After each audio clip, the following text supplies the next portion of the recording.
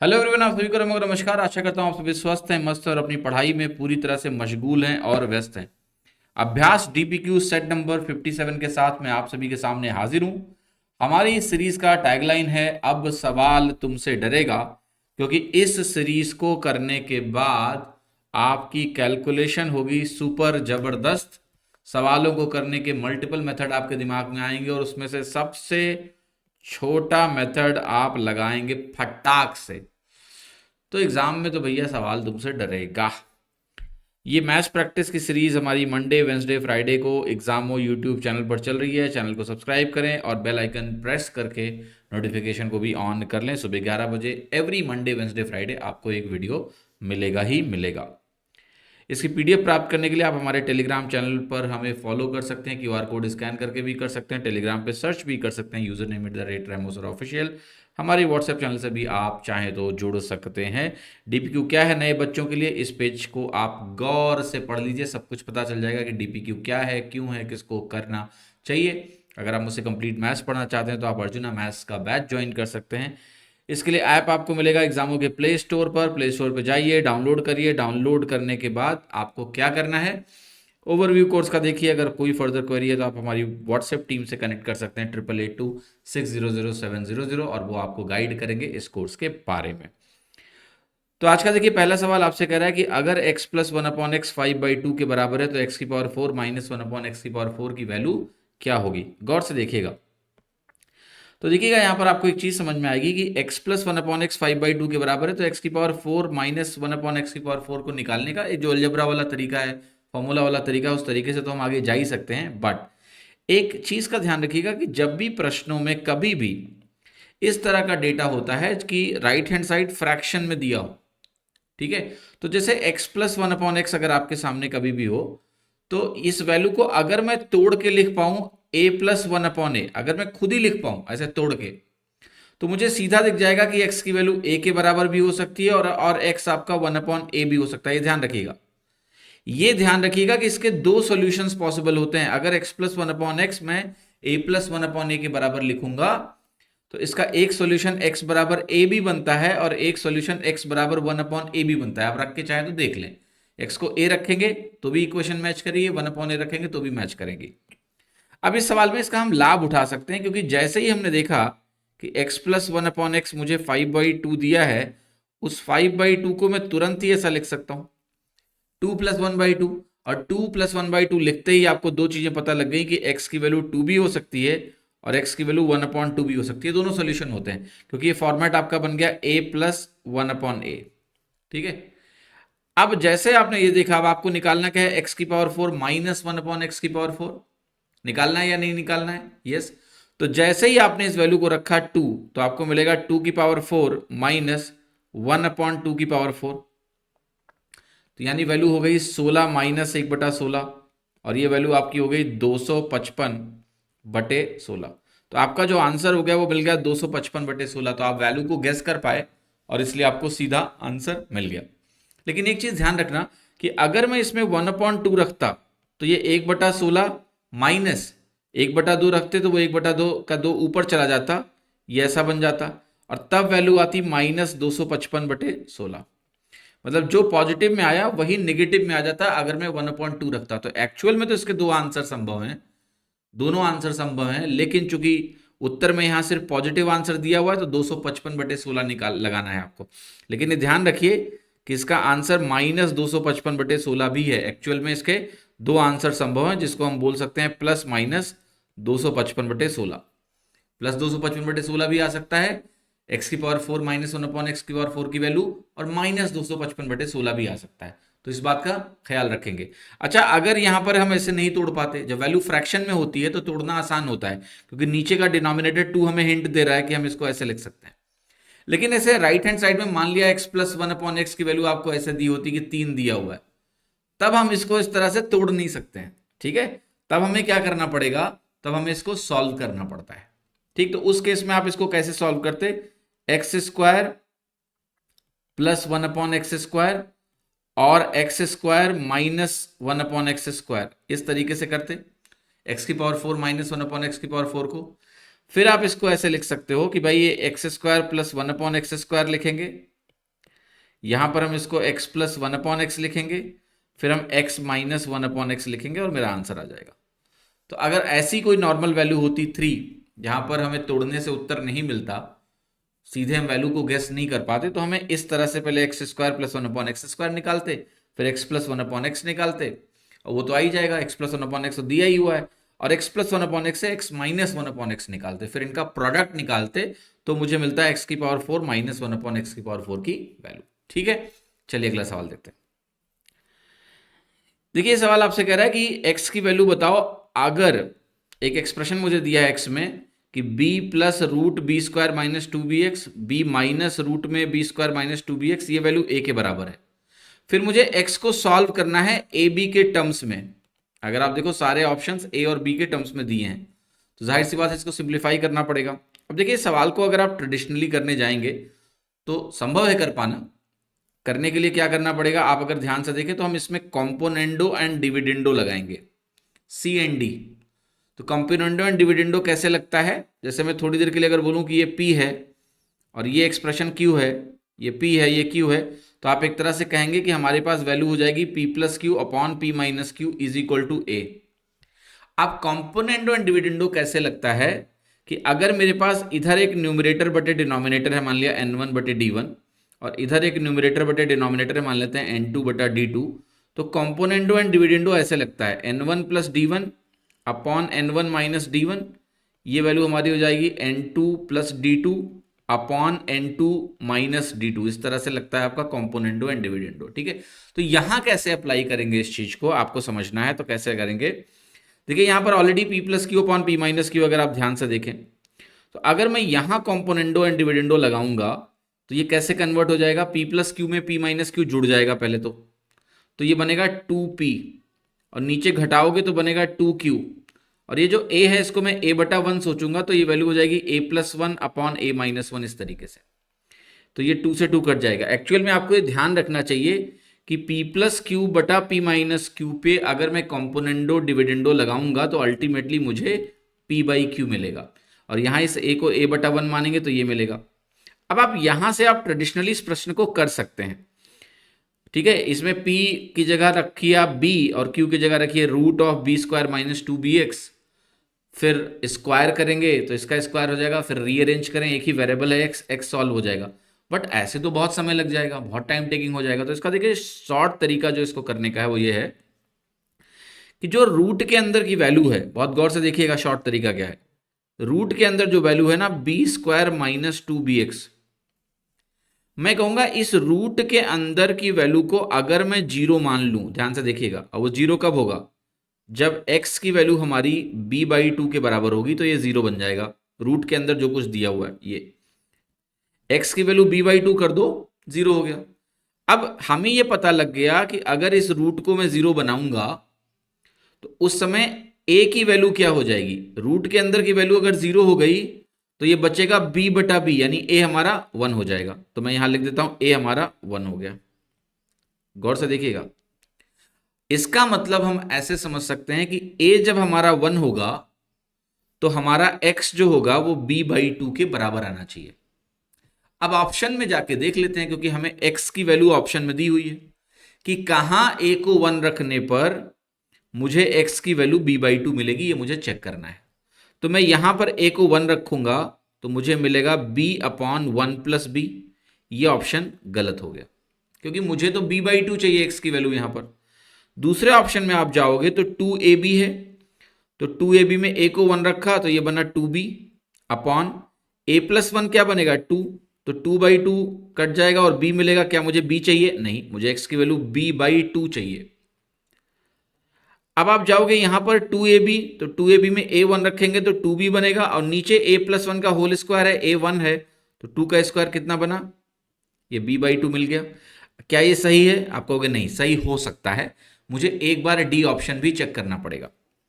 D option में आप जाओगे तो a को जैसे ही आपने 1 रखा आपको पता है ये गलत हो गया, क्योंकि ये बनेगा b अपॉन 1 प्लस बी का होल स्क्वायर। तो ये कहीं भी x की वैल्यू b बाई टू के बराबर नहीं आई, इसलिए मेरा उत्तर क्या है, सी सही है। तो देखो ट्रेडिशनली करने में ये सवाल बहुत समय लेगा, लेकिन अगर हम उस रूट के अंदर की वैल्यू को जीरो बना दें इसको, और उससे x की वैल्यू जो हम निकालेंगे उस x की वैल्यू को मैच कराएं कि भाई अगर मैंने ऐसा किया तो मेरा a1 हो गया, क्योंकि ये b बटा b बन जाएगा, a1 हो गया। a को 1 रखा ऑप्शन में, और रखने के बाद हमें उत्तर क्या मिल गया, c, क्योंकि x की वैल्यू b/2 सिर्फ यहीं दिखाई दी मुझे। तो इसका तरीका जरूर ध्यान रखिएगा, इस सवाल का एग्जाम में आपको परेशान कर सकते हैं, क्योंकि अगर आप ट्रेडिशनली करेंगे तो ये सवाल बहुत लंबा पड़ेगा, करके आप देखना घर पे, ठीक है। चलिए अगला सवाल देखते हैं। ये सवाल आपसे पूछ रहा है कि what is the unit digit of expression 67 की पावर 32, 67 की पावर 32 का यूनिट डिजिट क्या होगा। देखिए यूनिट डिजिट में हमेशा ध्यान रखिएगा कि इस तरह की जब भी पावर आपको दी जाए, यूनिट डिजिट निकालने में सिर्फ यूनिट डिजिट का रोल होता है। तो अल्टीमेटली मुझे 67 लिखना ही नहीं है, मुझे लिखना है 7 की पावर 32। अगर मेरा नंबर कुछ ऐसा भी होता, ठीक है, इसकी पावर 32 का यूनिट डिजिट, तो भी मैं इसको हटा देता। यूनिट डिजिट निकालने में सिर्फ यूनिट डिजिट की जरूरत है। तो जो यूनिट डिजिट 7 की पावर 32 का होगा वही यूनिट डिजिट हमारा आंसर होगा, वही 67 की पावर 32 का यूनिट डिजिट होगा। तो अब 7 की जो साइक्लिसिटी होती है, इसकी साइक्लिसिटी होती है 4 की, राइट। साइक्लिसिटी 4 का मतलब ये होता है कि अगर 7 को की पावर को मैं 4 से डिवाइड करूं और एक रिमाइंडर आया तो यूनिट डिजिट 7 बनेगा, 2 रिमाइंडर आएगा तो यूनिट डिजिट 9 बनेगा, अगर 3 रिमाइंडर आएगा तो यूनिट डिजिट 3 आएगा, और अगर 4 रिमाइंडर आएगा तो यूनिट डिजिट 1 आएगा। तो अब आपको यह देखना पड़ता है, क्योंकि साइक्लिसिटी इसकी 4 की होती है, कि पावर में जो वैल्यू है ये 4 से डिवाइड होके कितना रिमाइंडर देगी, उसके हिसाब से यूनिट डिजिट आता है। आप कहोगे 32 है, तो 32 होने से क्या है, ये 7 की पावर में जो वैल्यू लिखी है ये 4 का मल्टीपल है, यानी 7 की पावर 4 के प्रकार का है। जब भी पावर में 4 का मल्टीपल आ जाएगा या 4 से डिवाइड होने वाली संख्या आएगी तो उसको बोलेंगे ये नंबर 7 की पावर 4 प्रकार का है, और इसका जो यूनिट डिजिट बनेगा वो 1 बनेगा, आप यहां से देख सकते हैं। इसलिए आपका करेक्ट आंसर क्या हो जाएगा, सिंपली 1, ए ऑप्शन इसका आपका करेक्ट हो गया, ठीक है। इस तरह से करेंगे। अगर मान लिया यहां 7 की पावर ये 33 होता तो हम कहते हैं 4 से डिवाइड होकर रिमाइंडर 1 आएगा, तो ये नंबर 7 की पावर 1 टाइप का होगा, और तब यूनिट डिजिट हमारा 7 हो जाता, ठीक है। तो इस तरह से साइक्लिसिटी काम करती है। देखिए सवाल आपसे कह रहा है कि आपको बताना है रिमाइंडर क्या होगा जब हम 2 की पावर, एक बहुत बड़ी संख्या आपके सामने लिखी, एक के आगे बहुत सारे जीरोज हैं, इसको 7 से डिवाइड करेंगे तो रिमाइंडर क्या आएगा। फिर से देखिए सवाल को गौर से, तो मैं आपको कुछ मजेदार बात बताऊंगा कि 2 की पावर जो भी लिखा हुआ है मैं उसको लिख नहीं रहा हूं, मैं यहां 7 लिख रहा हूं बस। अब एक मजेदार बात देखना कि 2 की पावर 3 जो नंबर होता है ये 8 के बराबर होता है, और अगर मैं 8 को 7 से डिवाइड करता हूं तो मेरा रिमाइंडर क्या आता है, 1, ठीक। तो इसका मतलब ये हो गया कि अगर 8 7 से डिवाइड होके एक रिमाइंडर दे रहा है तो इसका मतलब हो गया कि 2 की पावर 3 को अगर मैं 7 से डिवाइड करूंगा तो मेरा रिमाइंडर 1 आएगा।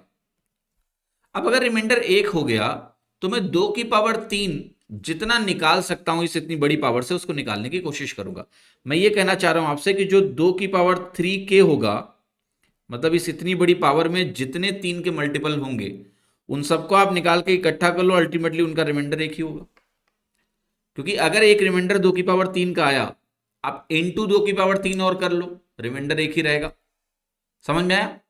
तो अब आप कहोगे कि मेरा काम यह है कि इस पावर में जो इतनी बड़ी पावर मेरे सामने लिखी हुई है, इस इतनी बड़ी पावर में मैं ये देखूं कि 3 से डिवाइड होके क्या रिमाइंडर बचेगा।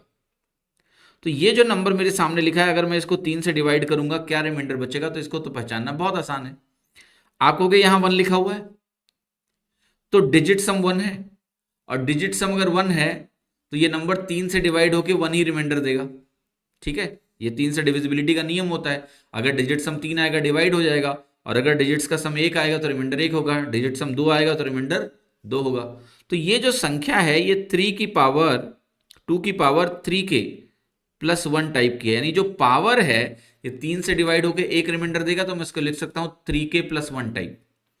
तो अब इसको मैं 2 हिस्से में तोड़ सकता हूं, 2 की पावर 3k को 7 से डिवाइड कर सकता हूं मैं एक पार्ट, इनटू इसको मैं लिख सकता हूं 2 की पावर 1, क्योंकि 2 की पावर 3 के प्लस 1 का मतलब ये हुआ, इसको मैं 7 से डिवाइड करके। अब रिमाइंडर थ्योरम कहता है कि अगर एक संख्या को आप दो संख्याओं के प्रोडक्ट में तोड़ पाते हैं तो उनका अलग अलग रिमाइंडर लेके गुणा कर लो, वही आंसर होता है। तो इस पार्ट का रिमाइंडर तो 1 हो गया और इस पार्ट का रिमाइंडर क्या है 2, तो आपका आंसर कितना आ गया 2, आपका आंसर हो गया बी। तो बी यहां पर करेक्ट उत्तर हो जाएगा। इसमें कोई संदेह किसी को भी किसी प्रकार का नहीं होना चाहिए सवाल में, ठीक है। ये सवाल देखिएगा, इस सवाल में आपसे ये कह रहा है कि अगर work done by x minus 1 man in x plus 1 days be y, let the work done by x plus 2 man in x minus 1 days be z, और y रेशियो z अगर 9 रेशियो 10 है तो बताना है कि x की value क्या होगी। सो देखिएगा, आप सभी को पता होगा कि अगर मैं मैन को डेज की संख्या से गुणा कर दूं तो ये क्या मिल जाता है, ये वर्क को डिनोट करता है मैन डेज में, ठीक है। तो अगर मेरे पास x माइनस 1 मैन है और ये x प्लस 1 दिन काम करते हैं तो एक तरह से ये टिपिकली वर्क को डिनोट करेगा पहले केस में। फिर दूसरे केस में कह रहा है x प्लस 2 मैन है और x माइनस 1 डेज हैं, तो x प्लस 2 मैन हो गया और यहां x माइनस 1 डेज हो गया। ये दूसरे केस के वर्क को डिनोट कर रहा है और ये वर्क मुझे y और z दिए हैं, तो क्या ये रेशियो y बटा z के बराबर होगा? आप कहोगे बिल्कुल होगा। और यही वैल्यू मुझे 9 बटा 10 के बराबर क्वेश्चन में मेंशन की गई, तो 9 बटा 10 लिख लीजिए। x माइनस 1 से कटेगा, आपकी वैल्यू आ गई x प्लस 1 बटे x प्लस 2 और ये वैल्यू 9 बटे 10 आ गई।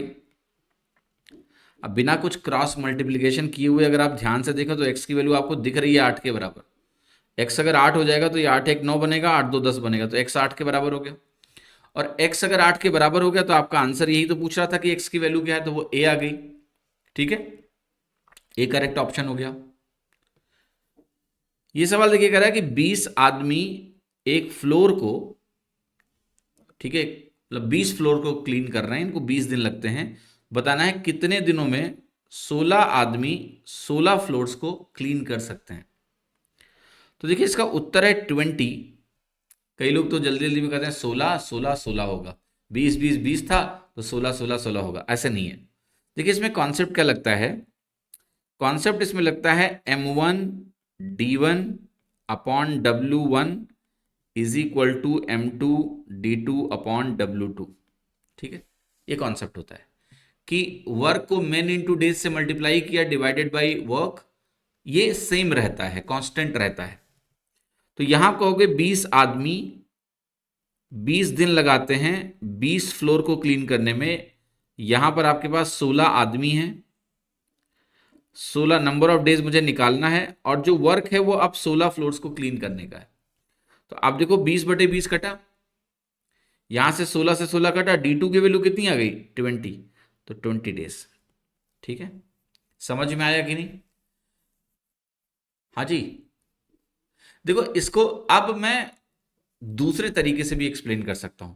अगर मैं कहूं कि 20 आदमी हैं 20 फ्लोर को क्लीन कर रहे हैं और 20 दिन लगते हैं, क्या यहां से आप एक चीज बहुत जल्दी इन्फर कर सकते हो कि अगर मेरे पास एक ही आदमी हो तो वो एक फ्लोर को क्लीन करने में 20 दिन लगाता है। अगर मैं नंबर ऑफ पर्सन को एक ही लूं 20 ना लूं तो 20 फ्लोर के बजाय उतने ही दिन में एक ही फ्लोर क्लीन होगा। यस, अब तो आपको मामला क्लियर हो गया ना कि अगर आप 16 आदमी लगा देंगे 20 दिन के लिए तो 16 फ्लोर क्लीन हो जाएंगे। तो ऐसे भी आप आंसर सोच सकते हो, ठीक है। आंसर इसका 20 डेज होगा। देखिए सवाल कर रहा है कि राहुल ने 2 ईयरफोन खरीदे हैं 1813 रुपए और 1147 रुपए में respectively. By selling the first at a loss of x% and second at a gain of x%, he found that the selling price of both earphones is the same. What is the value of x? तो इसको जरा गौर से सुनिएगा और समझिएगा इस सवाल का। मैं केस समझाता हूं पहले।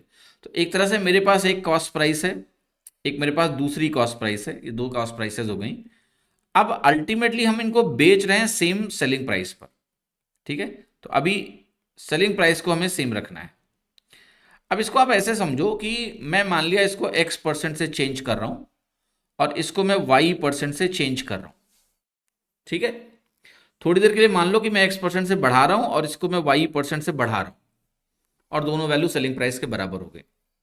तो इस एक्सप्रेशन को आप कैसे लिखोगे? आप कहोगे कि ये जो सेलिंग प्राइस है SP, ये CP1 इंटू 1+x% बनेगी, या कह लें 1+x/100 बनेगी। आप कहोगे यस। और यही वैल्यू हम ऐसे भी लिख सकते हैं CP2 इंटू 1+y/100। आप कहोगे यस। तो यहां से आप लिख सकते हैं कि भाई CP1/CP2 अगर हम लिखने जाएंगे, क्योंकि ये दोनों आपस में बराबर हो गया, तो जब आप लिखोगे तो आपको मिलेगा 100+y/100+x। ठीक। अब आपको यहां से ध्यान क्या रखना है, ये एक्सप्रेशन बहुत इंपॉर्टेंट है, कि अगर कभी भी मुझे सेलिंग प्राइसेस सेम दिए हों और दोनों के कॉस्ट प्राइसेस दिए हों और बोल दे कि एक पे x% का लाभ हुआ और एक पर x% का हमें y% का लाभ हुआ, तो ये एक्सप्रेशन बनेगा। ये कॉस्ट प्राइसेस का रेशियो है। आपको कि लेकिन सर लाभ नहीं हुआ तो कोई दिक्कत नहीं है, अगर लाभ की जगह नुकसान होगा तो उसको नेगेटिव रख देना है बस। जैसे यहां पर अगर मुझे लिखने जाऊं CP1/CP2, तो आप कहोगे सबसे पहले तो मुझे पता है कि ये वैल्यू 1813/1147 के बराबर है। अब ये जो 100+y आप लिख रहे हो ना, ये दूसरे वाले केस का प्रॉफिट या लॉस परसेंटेज है। अब यहां दूसरे वाले केस में देखो क्या हो रहा है, पहले वाले पे मुझे लॉस हो रहा है, दूसरे वाले पे गेन हो रहा है। तो यहां मैं क्या लिखूंगा, आप जरा ध्यान से बताओ। आप कहोगे यहां मैं लिखूंगा 100+x और यहां मैं लिखूंगा 100-y। y नहीं, सॉरी, 100-x, क्योंकि जो पहले केस में लॉस हुआ है वो यहां ऐसे लिखा जाएगा। बट आप मेरे स्टूडेंट हो, ठीक है, आपको मैंने बोला है कि मुझे तो ग्रैंड मास्टर बनाना है आप लोगों को, ठीक है, मैथ्स का ग्रैंड मास्टर। कैसे बनाऊंगा मैं? इतना दिमाग हम लगाएंगे नहीं। हमें ये पता है कि 100 में जुड़ता या घटता है डिपेंडिंग ऑन प्रॉफिट हो रहा हो या लॉस हो रहा हो। अब आप बताओ, जब आप CP1 और CP2 लिख रहे हो, 1813 और 1147 आपने ऐसे लिख दिया, क्या 1813 बड़ा है, क्या 1147 छोटा है? तो जब मैं यहां लिखूंगा 100 और यहां भी 100, आप बताओ, एक में जुड़ना है x, एक में घटना है x। नेचुरली जुड़ने वाला ऊपर होना चाहिए, क्योंकि 1813 1147 से बड़ा है, और घटने वाला नीचे होना चाहिए, तभी तो ये रेशियो मेंटेन होगा कि ऊपर वाला बड़ा नीचे वाला छोटा। मैं अदरवाइज तो नहीं कर सकता हूं, मैं x को ऊपर घटा नहीं सकता हूं और नीचे जोड़ नहीं सकता हूं, वरना ये तो पूरी रेशियो ही गड़बड़ हो जाएगी। अब जैसे आपने ये लिख लिया, अब आपका अगला काम है x की वैल्यू को सॉल्व करना, कि x को हम इसको सॉल्व करें। अब देखो, ये रेशियो को सिंप्लीफाई करना थोड़ा कॉम्प्लेक्स टास्क है, बट वो आसान बनाता हूं मैं आपके लिए। जब भी इस तरह के रेशियो हो और आप क्लूलेस हो कि ये किससे कटेगा, हमेशा इनका अंतर निकालिए। तो 1813 में अगर आप 1147 को घटाएंगे तो कितनी वैल्यू आ रही है आपकी? ये आपको देगा 66 और 600, 666 का अंतर हो गया। अब एक चीज आपको समझनी है कैलकुलेशन पर्सपेक्टिव से, कि जो 111 नंबर होता है ये 37 और 3 से डिवाइड हो जाता है। 111, अगर 666 है मेरे पास, तो ये 6 गुना और कर लो, तो 6 इंटू 37 इंटू 3 एक तरह से है ये, ठीक। तो ये इन संख्याओं से डिवाइड हो सकता है। अब आप तुरंत ही कहोगे कि देखो यार, ये नंबर 3 से डिवाइड होना ही नहीं है, क्योंकि 3 1 4, 8 4 12 1 13, डिजिट सम ऊपर 13 आ रहा है, तो ये 3 से डिवाइड नहीं होगा, 6 से भी डिवाइड नहीं होगा। 6 में एक 2 भी छुपा है, बट 2 से डिवाइड नहीं होगा, दोनों ऑड नंबर से। तो बचा हुआ नंबर क्या है? 37, तो ये पक्का 37 से डिवाइड होगा। तो ये ध्यान रखो कि 111 37 इंटू 3 होता है। अब ये 37 से डिवाइड होगा, तो चलो जरा 37 से डिवाइड करते हैं। आप कहोगे नीचे वाला डिवाइड करो, छोटा है 37 3 111, 111 114 में घटेगा, 3 बचेगा, 3 बचेगा, 7 उतर के आएगा, 37 हुआ, 37 सेकंड में 37 से 31 आ गया। अब आप ऊपर वाले को डिवाइड करने ऐसे मत जाओ, ये जो 666 है, ये अगर 37 से आपने डिवाइड किया तो 18 आएगा। तो इनका जो अंतर हुआ 37 से काटने के बाद, ये 18 यूनिट बचेगा, तो ये वैल्यू 49 आ जाएगी। तो आपकी जो कैलकुलेशन हो गई वो कुछ ऐसी हो गई कि 100+x अपॉन 100-x की वैल्यू 49/31 के बराबर हो गई। अब आगे इसको कैसे सॉल्व करेंगे? क्रॉस मल्टीप्लाई करेंगे? क्या कर सकते हैं, बट ना करो तो ज़्यादा अच्छा है। कैसे सॉल्व करना मैं बताता हूँ। देखो, इन दोनों को अगर आप ऐड करो, न्यूमरेटर और डिनोमिनेटर को, तो क्या आ रहा है? 200 आ रहा है। तो यहां पर अगर न्यूमरेटर और डिनोमिनेटर को मैं ऐड करूं, क्योंकि ऐड करने पे x और x कट जाएगा, देखो यहां पर +x है, यहां पर -x है, जोड़ोगे तो ये दोनों कट जाएंगे, 200 आ जाएगा इधर। तो इधर भी टोटल करके देखो कितना आया, 80। अब ये जो 80 है ना, इसको 200 बनाने के लिए क्या करना पड़ेगा? आप कहोगे अगर इसको 200 बनाना है तो इसको मुझे 2.5 से गुणा करना पड़ेगा। 80 इंटू 2.5 200 होता है। तो इस वैल्यू को भी 2.5 से गुणा कर दो, इस वैल्यू को भी 2.5 से गुणा कर दो, इसका मतलब ये होता है। और अगर आपने ऐसा कर दिया तो न्यूमरेटर न्यूमरेटर के बराबर हो जाएगा, यानी 100 प्लस एक्स की वैल्यू 49 इंटू 2.5 के बराबर हो जाएगी। 49 इंटू 2.5 अगर आपको निकालना है तो बहुत सिंपल है। 49 दूना 98 होता है, और 49 का 0.5 से गुणा, यानी 49 का आधा, क्योंकि 0.5 1/2 होता है, ये बनेगा 24.5। तो ये वैल्यू निकल के आ जाएगी 122.5। यहां से आपको x की वैल्यू क्या मिल गई? 22.5। आंसर आ गया आपका सी। मैंने इस सवाल के पीछे पूरा कॉन्सेप्ट एक्सप्लेन करने की कोशिश करी कि जब भी सेलिंग प्राइस सेम होगा और हमें कॉस्ट प्राइसेस पे प्रॉफिट लॉस परसेंटेज गिवन होंगे, या दोनों के प्रॉफिट परसेंटेज गिवन होंगे, तो CP1 अपॉन CP2 हम इस तरह से लिख सकते हैं। फिर मैंने ये भी एक्सप्लेन किया कि भाई कौन सा ऊपर आएगा और कौन सा नीचे आएगा। ये चीज़ आप बड़ी सरलता से मैग्नीट्यूड्स का ध्यान रखते हुए सोच सकते हैं कि बड़ी वैल्यू ऊपर आएगी, छोटी वैल्यू नीचे आएगी। तो आपको ये ऑर्डर भी ध्यान रखने की जरूरत नहीं है। आपको बस ये ध्यान रखना है कि 100 में प्रॉफिट परसेंटेज जुड़ जाता है, लॉस परसेंटेज घट जाता है, यही ध्यान रखना है। फिर हमें बड़ी वैल्यू को ऊपर रखना है, छोटी वैल्यू को नीचे रखना है, तो आपको ऑर्डर भी मिल जाएगा करेक्ट, उसमें कोई दिक्कत नहीं है, क्योंकि बड़ी और छोटी वैल्यू आपको यहां से तो पता ही है। ठीक है, तो कुछ रटना नहीं है, समझ लो इसको एक चीज, बस ये 100 के रेफरेंस में कैसे लिखना है ये ध्यान रखो, बाकी सारा काम आपका आसानी से बन जाएगा। यहाँ x की वैल्यू 22.5% निकल के आ गई। आप चाहे तो इसको क्रॉस मल्टीप्लाई करके भी सॉल्व करते, सेम वैल्यू निकल के आती। 31x 49x जोड़ के बनते 80x। तो 80x की वैल्यू कितनी आ जाती है आपकी? 4900 माइनस 3100 यानी 1800 आ जाती। यहां से भी अगर आप x डिवाइड करके सॉल्व करते तो भी 22.5 ही निकलता। ठीक है, मैंने आपको अल्टरनेट तरीका बताया सॉल्व करने का, दोनों तरीके, ठीक है, जो आपको समझ में आए यूज कर लीजिए। ये सवाल है कि मिताली 68% अपनी इनकम का स्पेंड कर रही है। अगर उसकी इनकम 32.27% से बढ़ जाए और उसकी सेविंग 30% से बढ़ जाए, तो बताना है कितना परसेंटेज वो अपने नए एक्सपेंडिचर को, अप्रॉक्सीमेट मतलब लगभग, नए एक्सपेंडिचर को रिड्यूस करे कि ये प्रीवियस एक्सपेंडिचर के बराबर हो जाए। अब इस बात को जरा समझते हैं, सवाल का मतलब क्या है। मान लेते हैं कि हमारे पास ये सिनारियो आपको पता ही होगा कि इनकम जो होता है ये एक्सपेंडिचर, व्यय प्लस सेविंग यानी बचत के बराबर होता है। आप ये कह रहे हैं इस सवाल में कि हमारी जो इनकम है मान लेते हैं 100 की है, तो हम 68% खर्चा कर रहे हैं, तो 32% की हमारी सेविंग होगी नेचुरली। अब आप कह रहे हो कि हमारी इनकम 32.27% से बढ़ जाएगी, यानी हम कह रहे हैं कि 32.27 से बढ़ जाएगी, लिख दिया। अब सेविंग को कह रहे हो आप कि 30% से बढ़ जाएगा।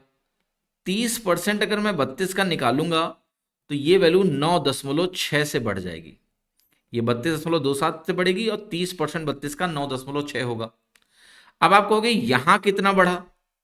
अगर मुझे ये निकालना है कि यहां ये कितने परसेंट से बढ़ा, तो मैं कहूंगा 9.6 में इधर घटा के देख लेते हैं भाई, टोटल 32.27 बढ़ा है, 9.6 सेविंग में बढ़ा है, तो घटा के देखेंगे तो वैल्यू मिलेगी। तो आपको कहोगे 7 मिलेगा, 12 में से 6 जाएगा 6 मिलेगा, 31 में से 9 जाएगा 22 मिलेगा, तो ये वैल्यू आ गई मेरी 22.67 का प्लस है। लेकिन सवाल से थोड़ा सावधान रहना है। सवाल ये पूछ रहा है कि अगर, अब इसका सवाल ये कर रहा है कि इसका टोटल कर लो कि भाई नया तुम्हारा एक्सपेंडिचर क्या है वो निकाल लो। नए एक्सपेंडिचर को निकाल के देखो कि इसको मैं कितना परसेंट से घटाऊंगा कि ये मिलेगा। तो अब आपका केस कन्वर्ट हो गया कुछ ऐसा कि 68 एक हमारा एक्सपेंडिचर है, इसको मैं 22.67% से बढ़ा रहा हूं। ठीक है, तो मुझे एक नया एक्सपेंडिचर मिल रहा है, एक्सपेंडिचर न्यू। सवाल पूछ रहा है कि ये बता दो कि अगर मैं वापस यहां लाना चाहूं तो कितने परसेंट से घटाऊंगा, ये मुझे निकालना है। तो थोड़ा समय आपका मैं बचाऊंगा, बिल्कुल बचाऊंगा, और उत्तर हम बड़ी सरलता से लगाएंगे। तो देखिए जो 22.67% है, परसेंट नहीं है एक्चुअली, 22.67 है, इसकी अगर आपको अप्रॉक्सीमेट वैल्यू लिखनी हो तो पता है क्या लिखोगे आप? 22 और 0.67 को आप 2/3 लिखिए। ठीक है, इसको आप 2/3 लिखिए। तो ये बनेगा 22/2/3, क्योंकि 2/3 की वैल्यू 0.666 होती है, 0.67 के आसपास। तो इसको मैं ऐसा लिख सकता हूं। अब आप देखो ये वैल्यू 22 थी, 66 और 2 बनेगी 68/3। इसका क्या मतलब हुआ? इसका ये मतलब हुआ कि अगर शुरू में मेरी वैल्यू 1 यूनिट की है तो मैं उसको 1/3 से बढ़ा रहा हूं, या मैं कह सकता हूं कि शुरू में मेरी वैल्यू अगर 3 यूनिट की है तो उसको मैं 1 यूनिट से बढ़ा रहा हूं, तो वो बढ़ के 4 यूनिट हो जाएगी। तो वापस आते समय क्या बनेगा? 1/4 यानी 25% कम करना पड़ेगा आपको। ये आपका आंसर हो गया। और ये है आपका आर्ट ऑफ कैलकुलेशन, किस तरीके से मैंने 0.67 को रिप्लेस किया 2/3 से। तो आप अपनी कैलकुलेशन में 0.67 को आप 2/3 से रिप्लेस कर सकते हैं और आपकी कैलकुलेशन आसान हो जाएगी। अगर आप दशमलव को लेके चलेंगे तो आपकी कॉम्प्लेक्सिटी ज़्यादा रहेगी। तो मैंने क्या किया है कि भाई ये हमारा ओल्ड एक्सपेंडिचर है, इसको मैं 22.67 से बढ़ाऊंगा, यानी 22/2/3 से बढ़ाऊंगा, तो हमें नया एक्सपेंडिचर मिलेगा। हमने नया एक्सपेंडिचर निकाला नहीं क्योंकि हमें तो परसेंटेज चेंज चाहिए, तो हमने सीधे इस पे देख लिया कि भाई ये लगभग मामला क्या है, 1 पे 1/3 बढ़ना, या हम कह लें 3 से 4 हो जाना। तो 4 से 3 होने के लिए मुझे 25% से रिड्यूस करना पड़ेगा। मेरा आंसर हो गया सी। ठीक है, समझ में आया? आशा करता हूं आपको समझ में आया। आप अननेसेसरी कॉम्प्लेक्सिटी बढ़ाओगे अगर आप इसकी वैल्यू कैलकुलेट करोगे, आने को आ जाएगा, ये वैल्यू 90.67 आएगी। फिर आप कैलकुलेट करने जाओगे 90.67, यहाँ आप लिखोगे 22.67 इंटू 100। ये नॉर्मल कैलकुलेशन है जो बच्चे करेंगे इस सवाल में। आप देखो कितनी कॉम्प्लेक्सिटी बढ़ेगी, कितना टाइम बर्बाद होगा, और मैंने जो आपको बताया है वो कितना सिंपलिस्टिक है, कितना सिंपल सोच के आप आंसर लगा सकते हो। तो यही चीज़ आपको सीखनी है। ठीक है, ये सवाल देखिए क्या कह रहा है कि मार्क्ड प्राइस एक चेयर का वो 2500 रुपये है। एक आदमी ने खरीदा सेम चेयर को 1763 रुपये में, after getting 2 successive discount, 2 successive discount मिले हैं और 1763 रुपये में इसने खरीदा है। अगर पहला डिस्काउंट 18% का है तो बताना है कि दूसरा डिस्काउंट रेट क्या है।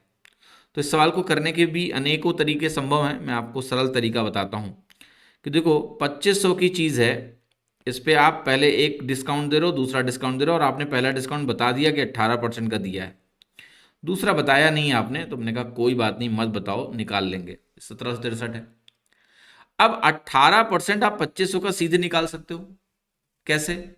तो देखिए दो तरीके हैं। 1% आप कहोगे 25 के बराबर होगा। अगर 100% 2500 के बराबर है, 1% निकालने के लिए आपको 100 से डिवाइड करना होता है, यानी 2 जीरो कट गए, तो 1% इतना हो गया, और फिर इसको 18 से गुणा कर दिया। अब 25 इंटू 18 करना है, तो 25 इंटू 10 बनेगा 250, और 25 इंटू 8 बनेगा 200। ये वैल्यू 450 के बराबर आ गई। तो यहाँ पर मैंने लिखा 450। ये वैल्यू हमारी आएगी 2050। अब 2050 से 1763 का अंतर निकालेंगे। तो ये जो डिफरेंस है, ये डिफरेंस किसके बराबर होगा, ये हमें देखना है। तो आप कहोगे कि देखो 2050 में से अगर मैं 1763 को घटाता हूं तो यहाँ 7 आएगा, यहाँ 8 आएगा, और यहाँ पर वैल्यू आपकी कितनी आ रही है, 2 आ रही है, 287। ठीक है, तो ये वैल्यू हमारी हो गई 287। अगर हम माइनस कर दें, ठीक है, तो हम 1763 तक पहुंच जाएंगे, ये कहने का मतलब है। तो अब हमें दिखाना है कि भाई ये एक परसेंटेज चेंज कितना होगा। तो आप कहोगे 287/2050 इंटू 100। इस तरह की कैलकुलेशन हम करने जाएंगे और हमारा आंसर यहां से निकल के आएगा। आप रफली अगर अनुमान लगाएं तो आपका आंसर साफ साफ दिख रहा है, क्योंकि 14 दूना 28 होता है, 14 दूना 28 होता है, तो ये कट के सी ऑप्शन ही देगा। इसको आप 14 से गुणा करके देखिए, 2050 को अगर आप 14 से गुणा करेंगे तो क्या मिलेगा, 14 शून्य शून्य, 14 पंचे 70, और 14 दूना 28, ये आ जाएगा 28700। यही आएगा ना। तो कहने का मतलब ये है कि अगर मैं इसको 14 से गुणा कर दूं ऊपर नीचे, तो ये 28700 देगा। तो ये वैल्यू 00 यहां से कटेगा, 287 यहां से कटेगा, 14% मेरा आंसर आ जाएगा। आंसर हो गया मेरा सी। ठीक है, बट ये कैलकुलेट करना नहीं है आपको। अगर आप आर्ट ऑफ कैलकुलेशन की थिंकिंग रखते हैं तो आप तुरंत ही ऐसे देखेंगे कि भाई ये 2000 के आसपास है, और इसको आप 280 के आसपास सोचेंगे, 14% आपको साफ साफ दिख जाएगा। क्योंकि 14% के बाद जो आंसर है 16%, वो तो 16 दूना 32, ये वैल्यू 320 से ऊपर होनी चाहिए, वो तो है नहीं। तो आंसर क्या हो गया, 14% हो गया, सीधे करेक्ट हो गया, इतना ज़्यादा मेहनत की रिक्वायरमेंट आपको यहाँ पर इस सवाल में पड़ी नहीं। इस तरह से ये सवाल आसानी से हल हो जाएगा आपका, कोई ज़्यादा कॉम्प्लेक्सिटी या ज़्यादा दिमाग लगाने की आवश्यकता इस सवाल में नहीं है। ये सवाल कह रहा है कि एक सम है वो 1728 हो जाता है 3 सालों में और 3375 हो जाएगा 6 वर्षों में, it certain rate percent per annum when the interest is compounded annually, find the rate percent approximately कितना होगा। देखिए गौर से, एक अमाउंट है वो 1728 हो गया 3 साल में, तो 3 साल के बाद 1728 हो चुका है और 6 सालों के बाद यही वैल्यू हमारी 3375 हो चुकी है। हमसे पूछ रहा है कि रेट परसेंटेज बता दो। तो एक चीज तो आपको साफ साफ दिख रही होगी कि भाई ये वैल्यू 12 का क्यूब है और ये वैल्यू हमारे 15 का क्यूब है 3 साल में। 3 सालों में सक्सेसिव पे अगर कोई वैल्यू 12 का क्यूब से 15 का क्यूब हो जाए तो हम ये बोल सकते हैं कि एक साल में ये चीज, इसका मतलब 12 से 15 हो रही है, ये मतलब होता है। तभी 3 साल में वो 12 का क्यूब और 15 का क्यूब बन जाती है सक्सेसिव में। अब 12 से 15 होने को अगर आप 3 से डिवाइड करेंगे तो ये 3 चौके 12, 3 पचे 15 बनेगी। इसका मतलब एक साल में 4 से 5 हो रहा है। तो हमें एक साल का इंटरेस्ट तो यहां से दिख गया ना 25% का। एक साल में अगर 4-5 होता है यानी एक की बढ़ोतरी है 4 के बेस पर, यानी 25% है, यानी आंसर डी हमारा हो गया 25%। और आपका सही उत्तर आपको आसानी से मिल गया। ठीक है, ये सवाल देखिएगा, कह रहा है कि एबीसी ने एक बिजनेस शुरू किया है पार्टनरशिप में।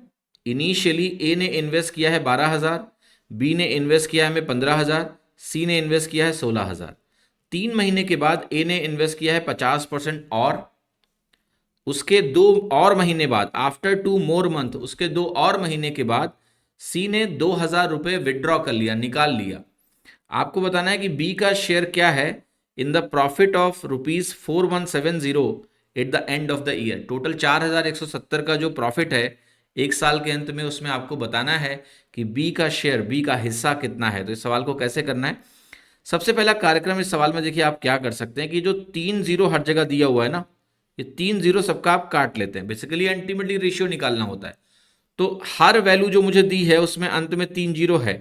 प्रॉफिट छोड़ दो, वो तो बाद में यूज करेंगे जब रेशियो निकालना होगा।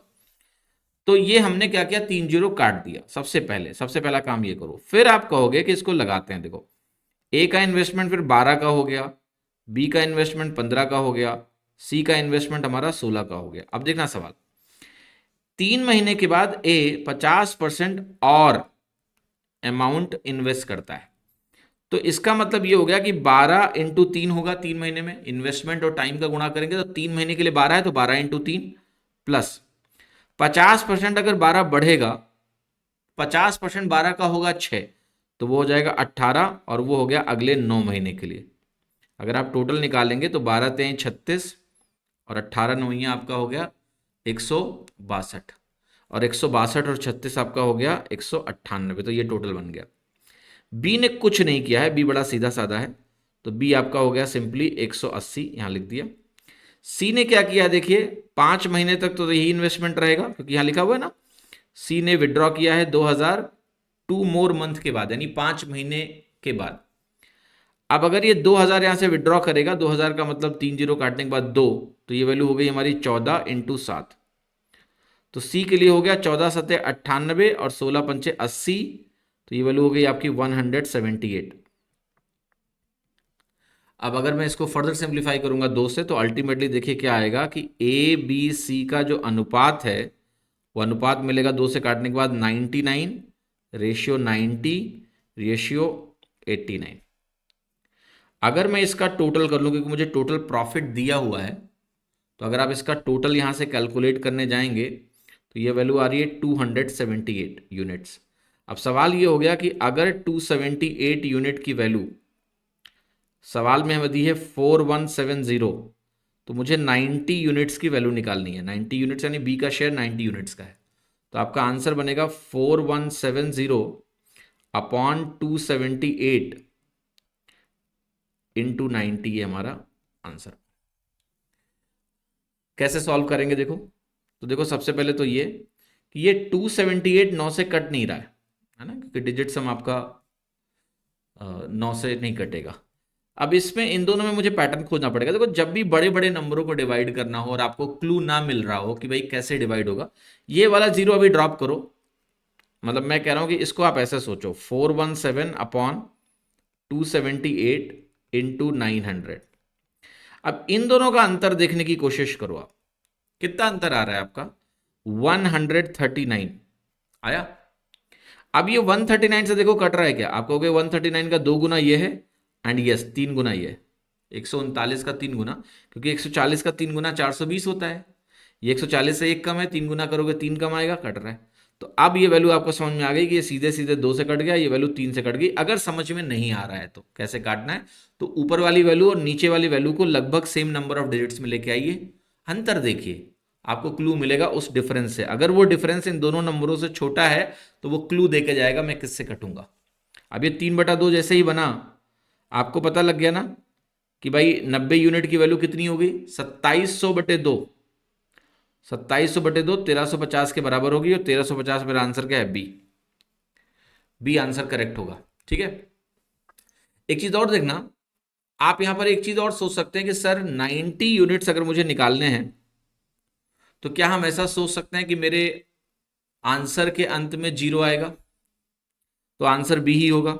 मतलब 9 का मल्टीपल और अंत में 0। देखिए ऐसा जरूरी नहीं है।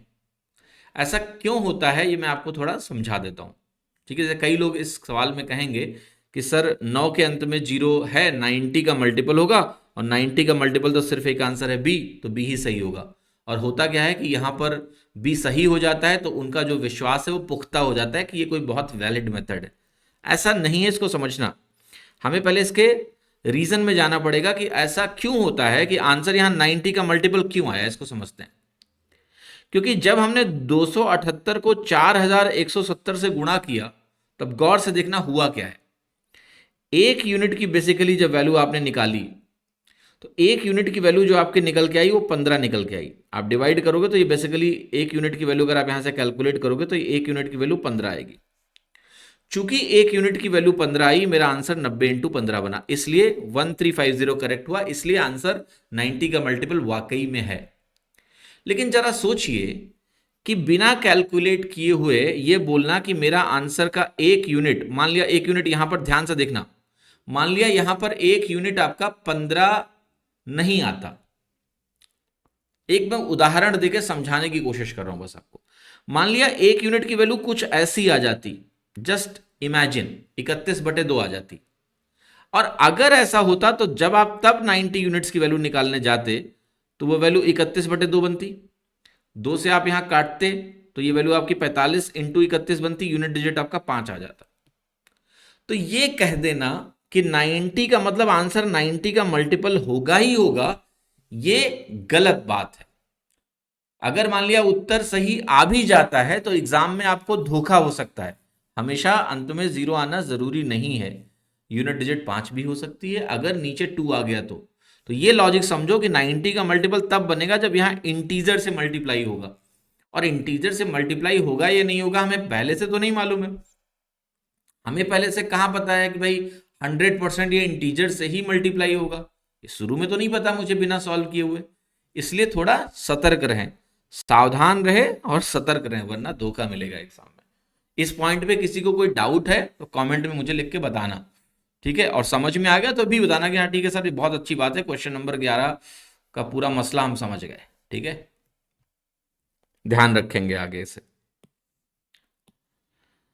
The average of 26 number is 27.5. If 4 numbers of average x are added to them, then the average of all the numbers increases by 1.5 the value of x is। तो देखो एक तरीका ये है इसका कि भाई आप कहोगे 26 नंबर का औसत अगर 27.5 है तो इन 26 नंबर की टोटल वैल्यू ये बनेगी। 4 नंबरों का औसत x है, यानी 4x अगर इसमें जोड़ दें तो टोटल 30 नंबर हो गए, और 30 नंबरों का औसत कितना बना? 1.5 बढ़ गया, यानी 29 हो गया। 27.5 से 29 हो गया 1.5 बढ़ के, तो ये इसके बराबर होगा। अब ये कैलकुलेशन करके आप x निकाल लीजिए, आंसर आ जाएगा। लेकिन आप समझ रहे हैं कि इसमें कैलकुलेशन है, 26 को 27.5 से गुणा करना। ठीक है कि नहीं है? अब ये सब मेहनत करनी पड़ेगी आपको। मेहनत करवा देता हूं, आंसर निकाल देता हूं। आप अगर कैलकुलेट करने जाएं तो ध्यान रखिए 0.5 में वैल्यू है, इसको डबल कर लो, 55 बनेगी, 55/2 लिखो इसको, यानी मैंने ऊपर नीचे 27.5 में 2 से गुणा कर दिया, कैलकुलेशन थोड़ा आसान बन जाएगी। ये इंटू 13 काट के मिल जाएगी, प्लस 4x बनेगा, वैल्यू आएगी 870, 29×87 होता है। अब आप कहोगे 4x की वैल्यू मेरी हो गई 870 माइनस 13×5 = 650, 13 को 55 को ऐसे सोच रहा हूँ मैं, 50 + 5 तो 650 + 65 कितना हो गया 715, और 715 यहाँ माइनस होगा उधर जाके, ठीक। तो 4x की वैल्यू कितनी आई आपकी 155, x की वैल्यू कितनी आई 155/4, ठीक है, डिवाइड कर लें तो 4 एकन्नम 4 तियाँ 12 बनेगा, 35 हो गया, 4 अट्ठे 32 बनेगा, 3 बचा, और 3/4 0.75 हो गया, तो 38.75 आपका आंसर हो गया सी। तो ये ट्रेडिशनल तरीका है, बट आप देख रहे हैं कि इसमें थोड़ी सी कैलकुलेशन एफर्ट इन्वॉल्व है। अब इस सवाल को हम करेंगे डेविएशन से। डेविएशन से एक चीज समझो कि चारों नंबरों के आने के बाद जो आपका औसत है वो 1.5 से बढ़ गया, यानी कितना हो गया, आपको हो गया औसत हमारा हो गया 29। अब देखना 26 नंबरों का आपका औसत कितना था 27.5 था, और 4 नंबरों का जो औसत है वो कितना है, वो आपने कहा x है, और टोटल औसत कितना है 29। आपको पता है अगर 29 इस पूरे ग्रुप का औसत है, 30 लोगों का औसत 29 है, तो नेट डेविएशन इनका 29 के रेस्पेक्ट में 0 होना चाहिए। एवरेज की बेसिक डेफिनेशन है कि एक ग्रुप का औसत अगर मुझे मालूम है तो उसके रेस्पेक्ट में नेट डेविएशन 0 होता है सबका नेट। तो आप कहोगे ये जो वैल्यू है ये इस औसत से 1.5 कम हुई, तो 1.5 अगर कम हुआ तो 26 लोग इंटू 1.5 करोगे तो 39 बनेगा। 26 को 1.5 से कैसे गुणा करोगे, 26 इंटू 1 26, 26 इंटू 10.5 मतलब 26 का आधा 13 जुड़ गया 39 हो गया। यानी ये 26 लोग -39 दे रहे हैं इसके रेस्पेक्ट में, तो ये 4 लोग मुझे +39 दें, तभी तो नेट डेविएशन 0 बनेगा। यस, अब इससे मैं x की वैल्यू लिख सकता हूं, ये जो अननोन है, कैसे, एवरेज के रेस्पेक्ट में 4 लोग अगर मुझे 39 से अधिक दे रहे हैं तो प्रति व्यक्ति 39/4 अधिक हो तो 4 लोग मिला के 39 अधिक हो जाएगा। तो ये हमारा x का वैल्यू आ गया यहां से सॉल्व होके, जो कि बनेगा 29 प्लस, आप खुद देखेंगे कि अगर ये 40 - x आप सोचोगे तो तुरंत ही आपको समझ में आ जाएगा कि ये वैल्यू 9.75 के बराबर है। तो ये हो गया आपका 38.75। ये आप डिवाइड करके लिख लें, 4 9 36 प्लस 3/4 0.75 के बराबर होता है। तो 38.75 आपका आंसर आ गया सी। अब ये क्या है, दूसरा मेथड जो है ये दिमाग को काफी प्लीजिंग लगेगा क्योंकि इसमें कैलकुलेशन छोटी है, स्मॉलर है, और आप मेंटली भी सोच पाएंगे। अगर आप ध्यान से देखें तो ये सारे स्टेप्स मेंटली सोचे जा सकते हैं।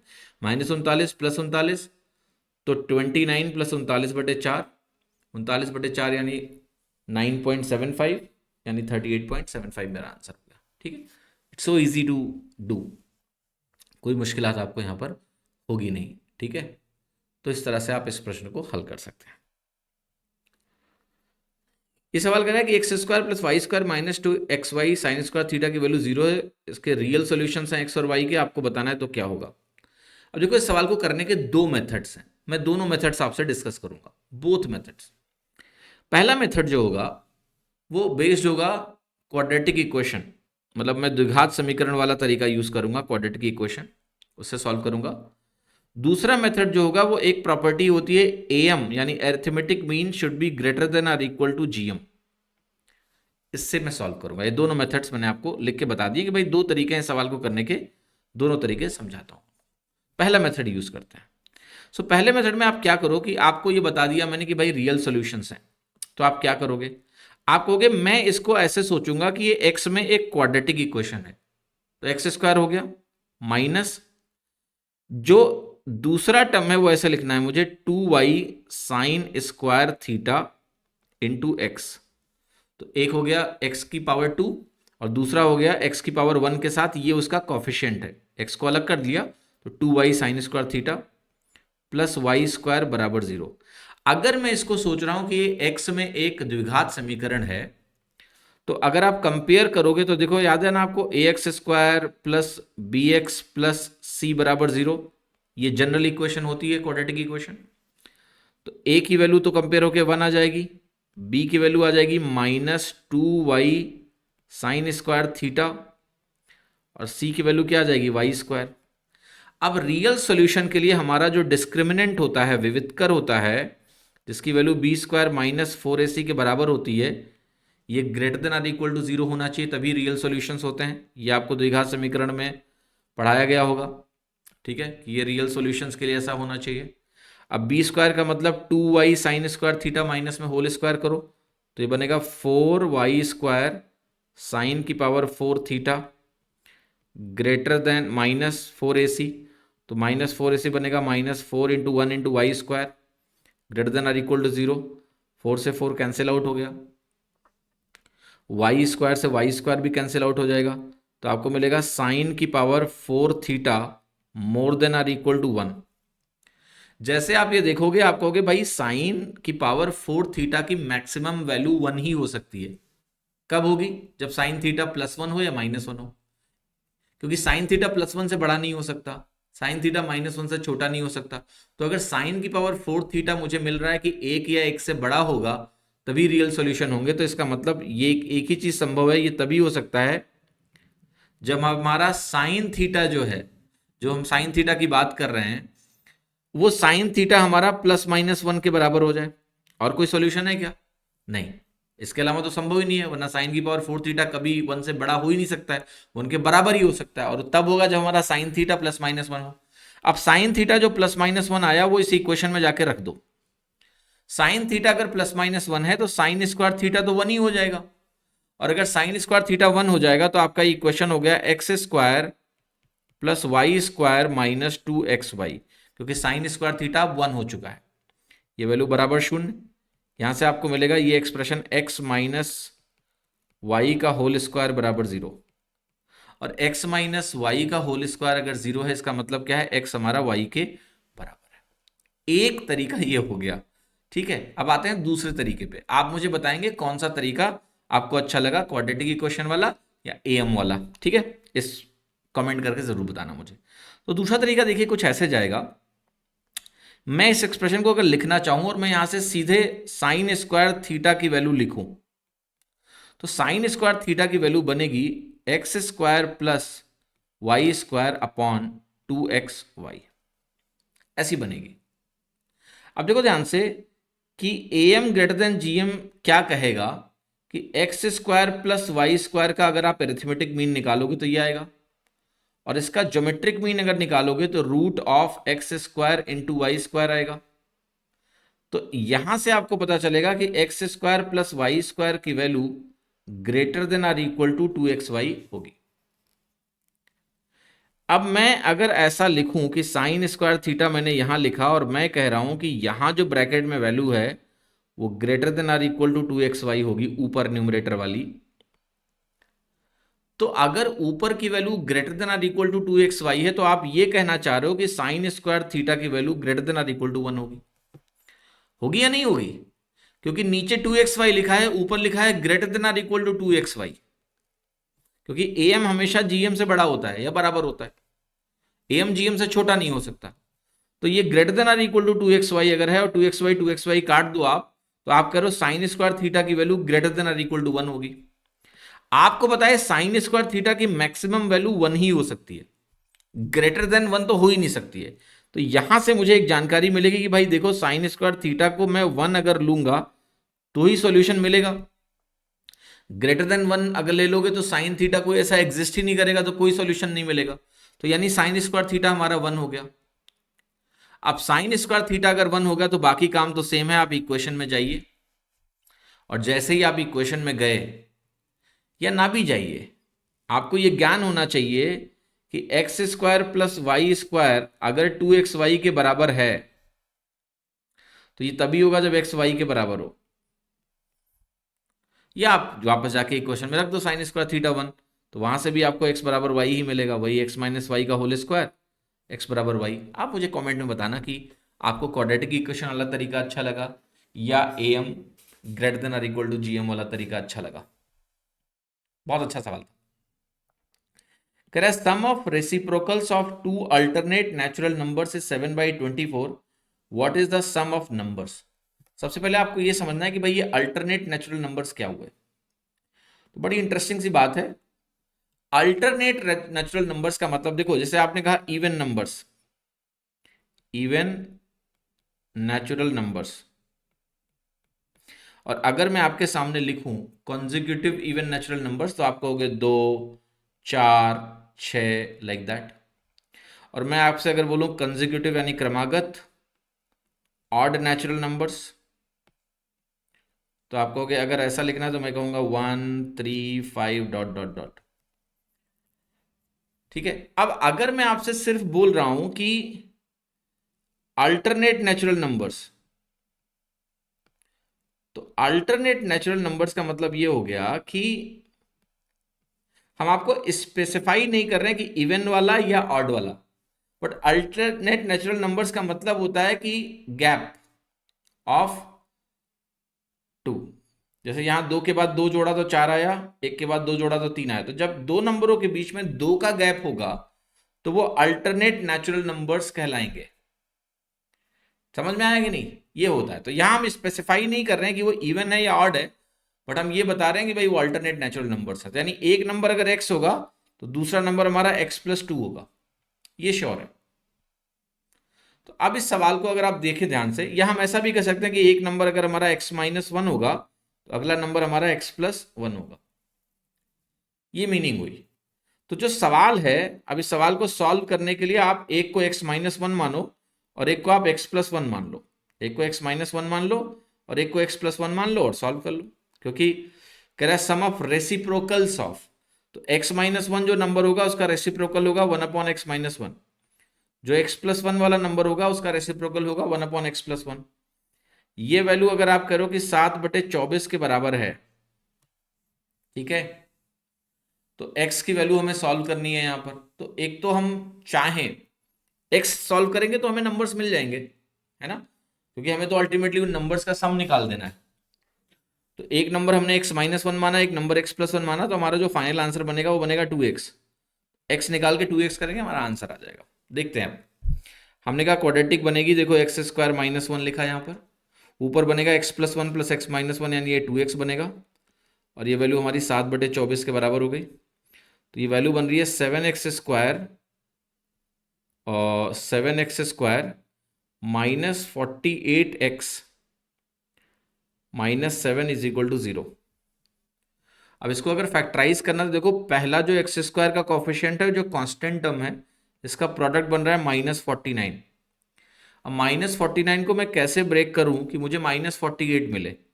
तो आपको कि -49 × 1, अगर मैं ऐसा सोचूं तो -49 और 1 +1 को जोड़ने से -48 मिल जाएगा, प्रोडक्ट में -49 मिल जाएगा।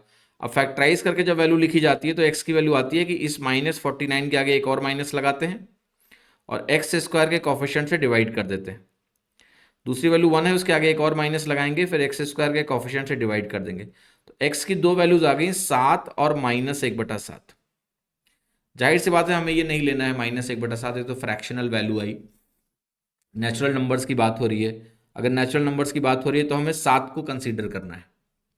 तो x अगर हमारा 7 आ गया तो आप बताओ, एक नंबर आपने कहा x-1 है, एक नंबर आपका x+1 है, तो ये 7 - 1 गया 6, और ये 7 और 1 हो गया 8। 6 और 8 आया, और इनका टोटल करोगे तो 14 आएगा। आंसर क्या होगा? 14। वैसे मैंने पहले लिख दिया था 2x उत्तर होगा, x की वैल्यू अगर 7 आई तो 7 दूनी 14 आंसर हो गया, सी। बट इस सवाल को इतना अगर आप इस तरीके से करेंगे प्रश्न, तो बहुत समय जाएगा एग्जाम में, ये आपको समझ में आ रहा है? तो ऐसे प्रश्नों को करने के लिए ना हमेशा ऑलवेज आपको उल्टी अप्रोच लगानी चाहिए, यानी आपको कहीं ना कहीं वैल्यूज को गेस करने की कोशिश करनी चाहिए, और वो आसान होता है, मुश्किल नहीं होता है। ठीक है, जैसे देखो इस नंबर में 7/24 दिया हुआ है। अब 24 देखते ही आप मुझे एक बात बताओ, जिस तरह का सम आपको दिया हुआ है यहां पर, उनमें नंबरों के बीच में एक का गैप है। जैसे इसका हाफ करोगे 6 आएगा, तो मतलब ये बात कर रहा है 5 और 7 की। ठीक है, कर रहा है कि नहीं कर रहा है? 13 तो छोड़ ही दो, इससे तो कुछ मिलने वाला नहीं है आपको। ठीक है, क्योंकि 13 में आप 6 और 7 बना सकते हो, 2 का गैप बना ही नहीं पाओगे नेचुरल नंबर्स में। 14 होगा, आधा होगा 7, एक कम कर लो, एक बढ़ा दो, तो 6 और 8 बन गया। 16 है तो 8, तो 7 और 9 बना सकते हैं अल्टरनेट नंबर के हिसाब से। आप मुझे बताइए कि इन गिवन ऑप्शंस में से कौन सा ऑप्शन मुझे यहाँ 24 दे सकता है? 5 और 7 कभी नहीं, 7 और 9 कभी नहीं। इनका एलसीएम ले लो, लेके देखो आप, 1/7 प्लस 1/9 से 24 बनेगा? नीचे नहीं बनेगा। ये जो 6 और 8 हैं, इनका एलसीएम 24 होता है। अगर मैं 1/6 और 1/8 को ऐड करने जाऊंगा रेसिप्रोकल्स को, तो नीचे 24 बनेगा। तो सिर्फ यही 24 बनने की संभावना है, तो आंसर सी के अलावा कुछ हो ही नहीं सकता। अब सी लगा दो सीधे बिना सॉल्व किए हुए, बहुत समय बचा देगा आपका ये तरीका। यहाँ आप एलसीएम लेके मैच करना चाहो तो कर लो, उसकी जरूरत ही नहीं है, क्योंकि अगर एक ही ऑप्शन मुझे डिनोमिनेटर में 24 दे सकता है तो उसके अलावा तो कुछ सही हो ही नहीं सकता। सॉल्व ही नहीं करना आपको, 6 और 8 देखते ही आपको लगाना है कि सी के अलावा कुछ नहीं होगा, बट फिर भी सॉल्व करके वेरीफाई कर लो। 24 लोगे तो 6 चौके 24 हो गया, 8 तारीख 24 हो गया, ये वैल्यू आपको 7/24 मैच भी हो गई। इसकी नीड नहीं थी, ये तब करते जब दो ऑप्शन में ऐसी संभावना मुझे दिखती जहां पर डिनोमिनेटर में 24 बन रहा है, दो के गैप पे। ठीक है, बट ऐसा ही नहीं है, ऐसा तो सिर्फ एक जगह है, तो वही सही होगा, क्यों दिमाग लगाना ज़्यादा। इस सवाल में आपसे पूछा जा रहा है कि भाई आप बता दो कि स्क्वायर रूट इस नंबर का क्या होगा। What will be square root of the given number. Square root निकालने के लिए सबसे पहला स्टेप ये होता है कि यहाँ तो पहला टर्म ऐसे रखो, यहाँ जो रूट के साथ वाला टर्म है उसमें बाहर सिर्फ 2 छोड़िए, और जो एक और 2 है वो अंदर ले जाओ, वो स्क्वायर बन के 4 बनेगा, 14 चौके 56 बन जाता है। फिर इसको आप ऐसे 2 नंबरों में ब्रेक करो कि इनका टोटल यहाँ दिखने लगे।